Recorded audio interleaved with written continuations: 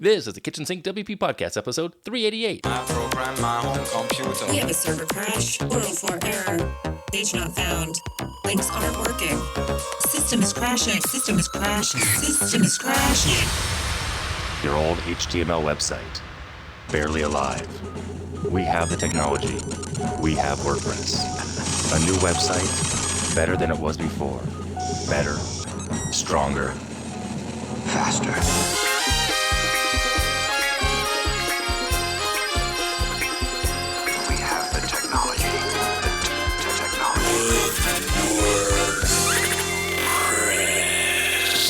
Why, hello everybody, this is Adam Silver, the host of the Kitchen Sink WP Podcast. Thanks for being here. Let's get started. All right, I'm excited. A couple things to talk about. Upcoming events. One event here is Yoast SEO Summer School. Pretty cool. August 5th through August 17th. It's a place where you can get all things SEO. You get up to speed on all things SEO, learn to have your content stand out, reach your target audience. The classes will be taught by their experts, and it is free. Very cool. Again, August 5th through the 17th, a link in the show notes. Also in this segment here, jobs. My friend Chris Christoph, who's a partner over at Awesomotive, sent me a message. They are hiring big time. If you're looking for a job in the WordPress space, there are plenty of them out there this week. Awesomotive.com/career, looking for quite a few people as they are growing and doing some great things over at Awesomotive. All right, moving on to segment one in the news. A couple things here to talk about. First and foremost, the WordPress Training team is conducting an analysis of the Learn WordPress site. They're looking to see how they can evolve with the needs of the people who want to learn WordPress. There's a survey. They're asking for people to take part of a survey. It's a short survey, so there's a link in the show notes. Please do that. Also in the news, there was a campaign, a malicious attack campaign against Jetpack users who were reusing passwords. Wordfence did a blog post on this, a link in the show notes. If you're running Jetpack, you're going to want to update that, and as well as that, I believe you want to implement 2FA for that as well, to make sure you don't get attacked. And lastly, in the news, Stellar is having a sale. Stellar WP is a company that's owned now, I believe, by Liquid Web. 40% off of all the very popular WordPress tools like GiveWP, iThemes, EventsCal, Cadence WP, Iconic WP, and Restrict Content Pro, RCP. And a couple of those have been sponsors of this podcast. iThemes has been a sponsor. We use GiveWP for many sites, and Restrict Content Pro also have used. So 40% off. That is through August 4th. So only a few days after this episode drops. So just head over. There'll be a link in the show notes if you want to find that link.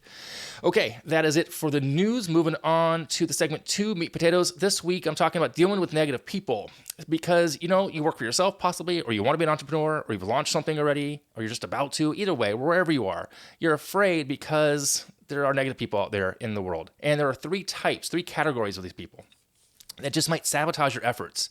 So I'm going to tell you right now, you'll be okay, you'll be fine, but I want to tell you who they are and maybe some ideas of how to deal with them. So first and foremost, the first category is the critic. And there are two critic types here. First and foremost is you, the inner critic. You're not good enough, you could be better, you could work harder, you could hustle more, and that is just internal voice dialogue that's going to hurt you in the long run. It'll turn into procrastination, and then you'll turn yourself into a perfectionist. I'm a recovering perfectionist myself, and there's a saying, progress, not perfection. Don't let the inner critic stop you from pushing forward and launching something, okay? So you need to get past that as best as you can. It's hard. It's not easy. We all have it. It's also kind of sidelines with the imposter syndrome. Can I do this? Who am I to do this? But you got to work through that, okay? The other category, the other classification here in this category of the critic is the customer critic. When someone says it's not that good because you put something out and they give you feedback. And the standard and instant reply you may have in response is to fight them on that. You might come back and say they're wrong. Now, I believe a better response is to use that feedback in a better way. Use it as fuel to get better, to learn, accept it, and use it as a fire to keep going. Now, if you are on a site that allows for customer reviews, or if your site has reviews for product or your service, it's very common. We hear this all the time from authors. It's common that we focus on that lowest 1-star review versus the 50 plus other 4 or 5 stars, because we just can't help but see that negative aspect, and it just hurts us. And it's going to also hurt you in the long run. So you need to learn and train yourself not to pay attention to those. It's hard, but yes, it's very necessary. Okay, so both you as an inner critic and your customers can be a critic, but there are ways to use those to fuel yourself and to keep it like as a fire to move forward, okay? The second category of negative people are the haters and trolls.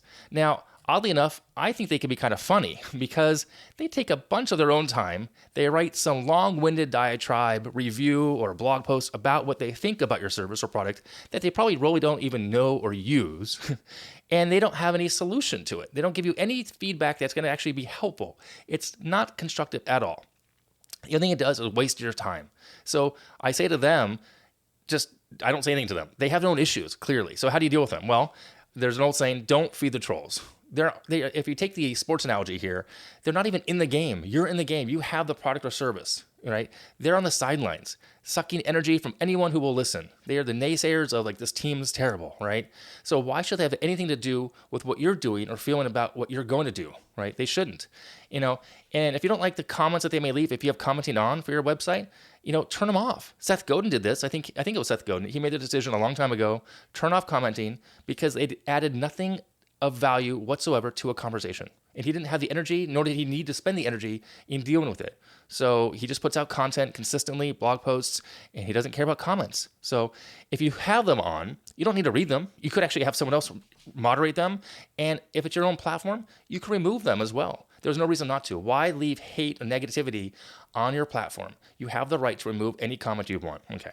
Last category, the doubters. Now, this is one of the hardest areas here because these are people that are in your life, family, friends, spouses, and they may bring up the family and the kids and the mortgage they're responsible for, health insurance and benefits, meaning that it's too risky for you to leave to go be an entrepreneur, to try your own thing. So here's what I would suggest there.